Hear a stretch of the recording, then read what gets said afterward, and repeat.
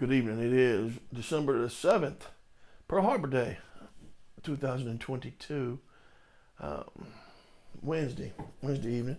And if you probably can tell by the title of the video, this is going to be about, this is going to be my five favorite State of Siege games. Well, as you can see, here's one of them. Here's a State of Siege game here. Cruel Necessity, but this isn't one of my top five favorite. This is just a honorable mention on that list because I've got a bunch of States of Siege games, a ton. And if you don't know what they were put out by States of Siege were just a line of games with that trademark name put out by Victory Point Games, old Victory Point Games. The only one in current production by Victory Point Games now, I reckon, is Dawn of the Zeds, which was a zombie game. It's a Herman Luttman game. Good game. One that you should look into. I think it's might be on sale right now as well. So pick it up. Go to Victory Point Games, Tabletop Tycoon, and pick it up if you would like to. But the games were all of them solitaire. All of them, it was a holdout type of a situation, right? Where you're against, in most cases, in overwhelming odds. And you're going to try to see how well you can do. And so that is the idea of it's like a defense, almost like a tower defense, right? A game. Started out with Israeli, what was that? Israeli Arab Wars, was that the name of it? Israeli War of Independence, that's what it was. Excuse me. And which was a very simple game, and from there they emerged. And for me, this was on the English Civil Wars, Roundheads versus the Cavaliers. Very cool, very neat. Only bad part about that is you're having to play the Roundheads, and the Puritans were just some odd people, but it gives you a good view of the English Civil Wars. And this one, with the exception of Dawn of the Zeds, the latest edition of Dawn of the Zeds, for the historical ones, this one is probably the most complex of all of them. And it's still not a bunch complex. You did have a tactical. You go from strategic to tactical level, right? You had a tactical. You had some other type movements in other things when you're stockades and whatnot. But in my opinion, a lot of it was kind of fiddly and didn't add that much. It added some, but didn't add that much. But it's still honorable mention game. Still a really good game. It's designed by John Welsh. If you're interested in any of the English Civil Wars and have no games on them, this is a great place to start. It's a good learning mechanism for that. So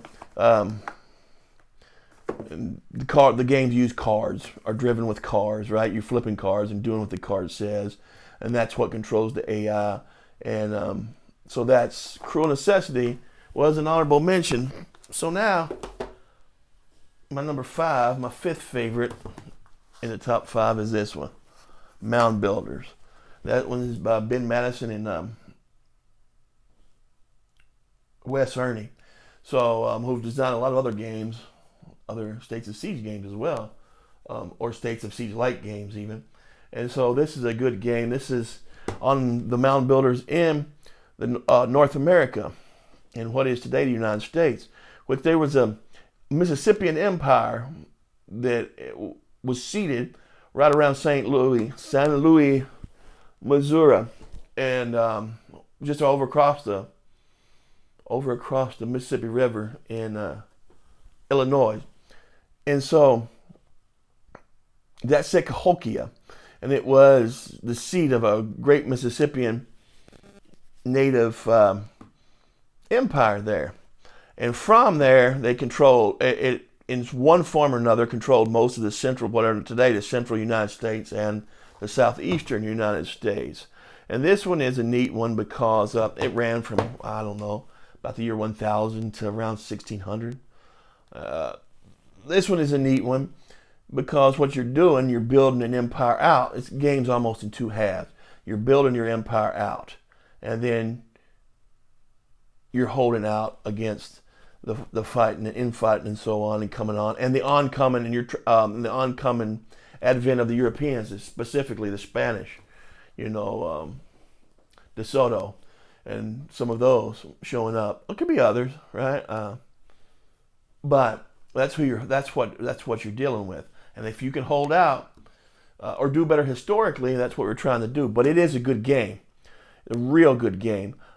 I think that we miss a lot on what goes on previous to European exploration, European even discovery of the New World. We miss out a lot of that because I think we would get disconnected from it. We've got so disconnected from it. And I don't think that's necessarily a good thing. We don't name places after natives, or and I'm not talking about cartoony imagery, but when you start taking away a lot of that and only leaving European stuff, then we don't really think about it. Which I'm afraid, for the right reasons, a lot of people would like to, stop naming sports teams and other place names after particular tribes, or whitewashing them, quite literally in most cases, and only leaving the European stuff, the Vikings and so on. I think that does a disservice, unintentional, I think, to where nobody asks, hey, what is this tribe about? Who are the Seminoles about? Although the Seminoles are still around. How about that? I went to school, it's not anymore. It's still called Iroquois, but it's not the Raiders anymore. It's the Iroquois Raiders. So I learned all about Iroquois were raiders, right? And it wasn't an offensive mascot or anything like that. So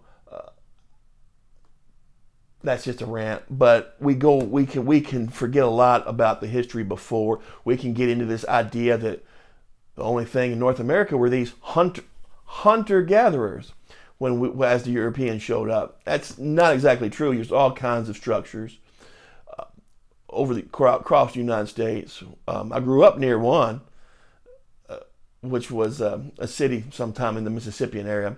So, yeah, there's a lot of that we don't understand. And this one, it helps you do that. Really good game. And that's why it's in my top 5 of Victory Point games, because for a few reasons. It tells a story that's unconventional. It's different. Like I say, you have to build out and then hold on.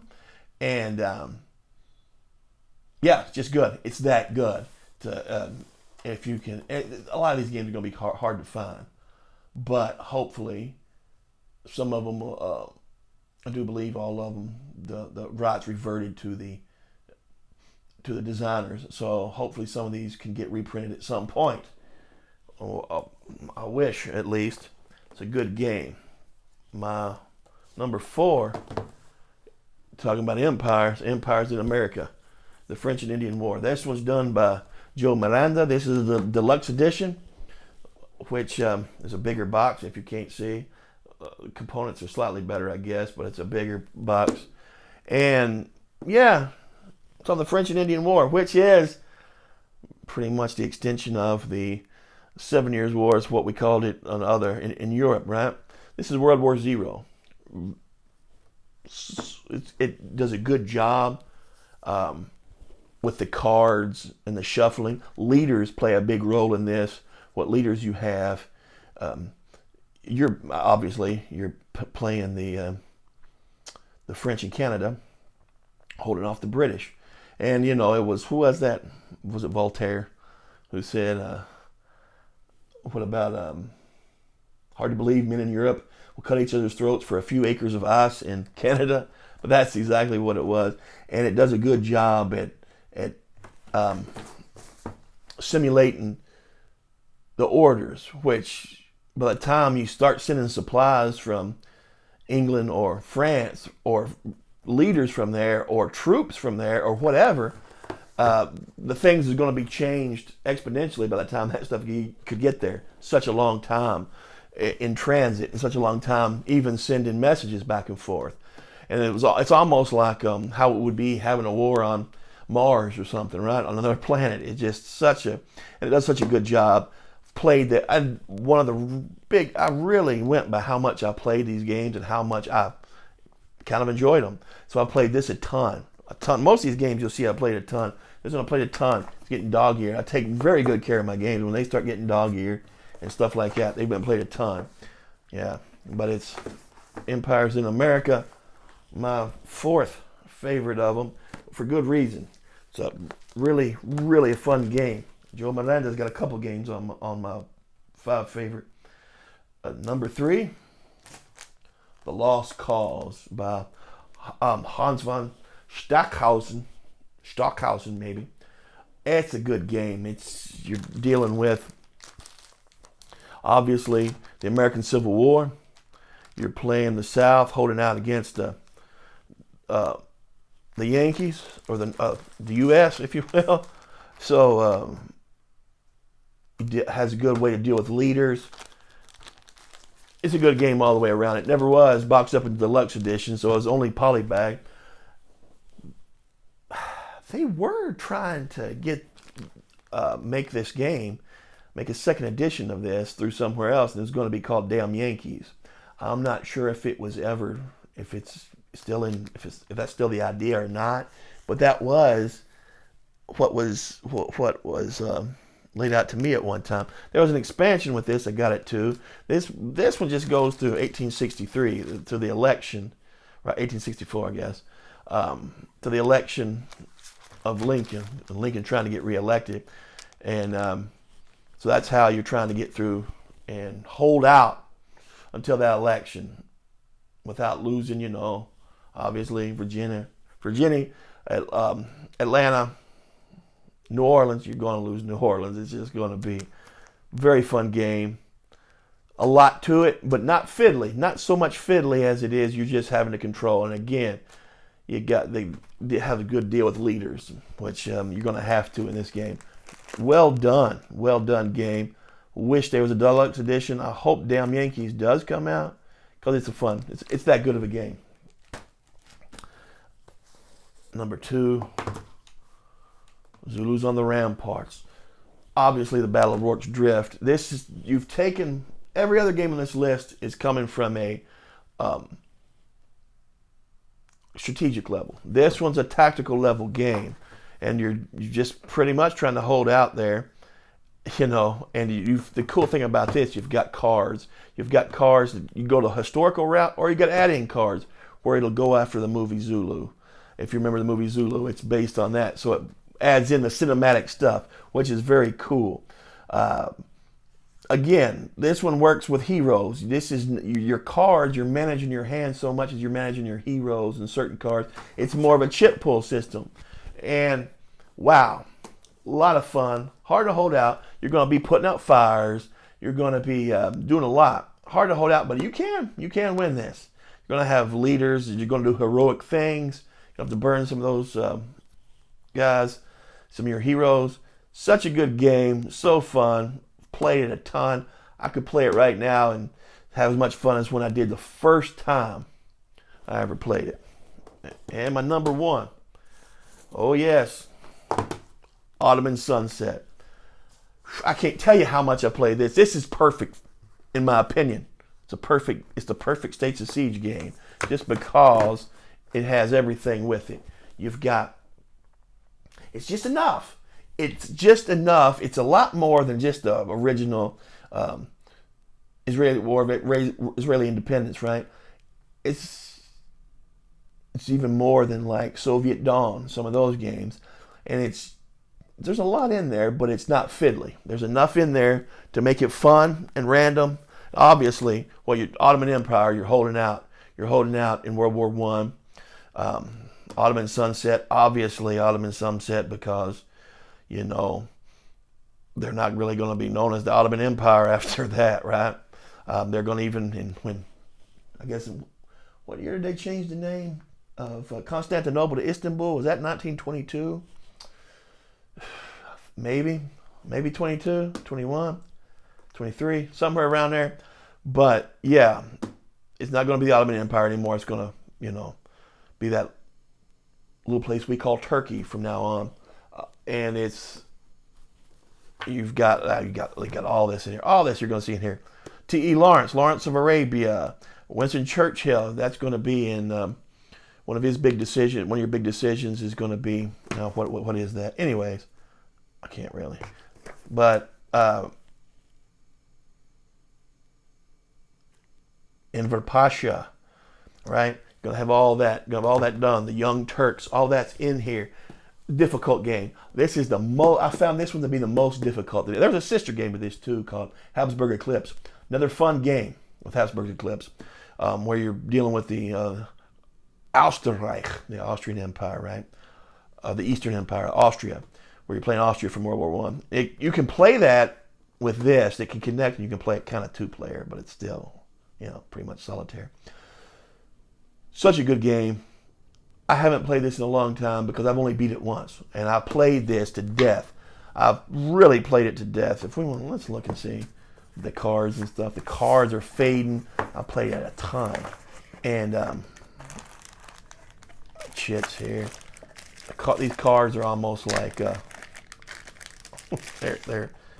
they feel like just soft leather. I've played it so much, and when I finally did beat this game, I lay it down, didn't pick it back up because there is skill to it. There's skill to how long you're going to hold out. But winning this game, it's going to take luck as well. It's going to be how well you play, plus your luck. See if your luck can hold and not run out. And it's just that good of a game. And so fun. Any of these games are so fun. Any of the States of Siege pretty much are fun. Problem is, hard to find nowadays. Find them on the secondary market. They're not cheap. I guess, who is it? Worthington republished a bunch. Malta, Soviet Dawn, Malta Besieged. I think they're getting ready to republish something else there too. So if you find them at a good price, pick them up. They are fun. They'll always be fun to me. Great solitaire experiences. They play in about an hour pretty much the most. About an hour play. The longest one about an hour. The longest one's probably this one, which wasn't in my top 5. That's probably the longest one. That might take an hour and a half, hour and 45 minutes. But there they are. It's my top 5 States of Siege games, and I just totally get so sad that the Victory Point Games, old Victory Point Games, is no longer around because of these games. Such a fun thing. All right, folks. A little something different this week. No review. Didn't want everybody to pull the knives out on my review. So you can put your knives up and be cool. All right. Everybody have a great day. Oh, while I'm at it, let's not forget to pick up my own game. My newest game, Return Address Catlow. It's a Vietnam letter game. You're going to write a letters from Vietnam. Very interesting part of war we don't see simulated very much. This is my favorite game that I have made from the ground up, and trying to simulate what it's like to letter writing home in Vietnam. That's all. All right, folks. Y'all have a great day. Talk to you soon. And be careful out there. Bye-bye.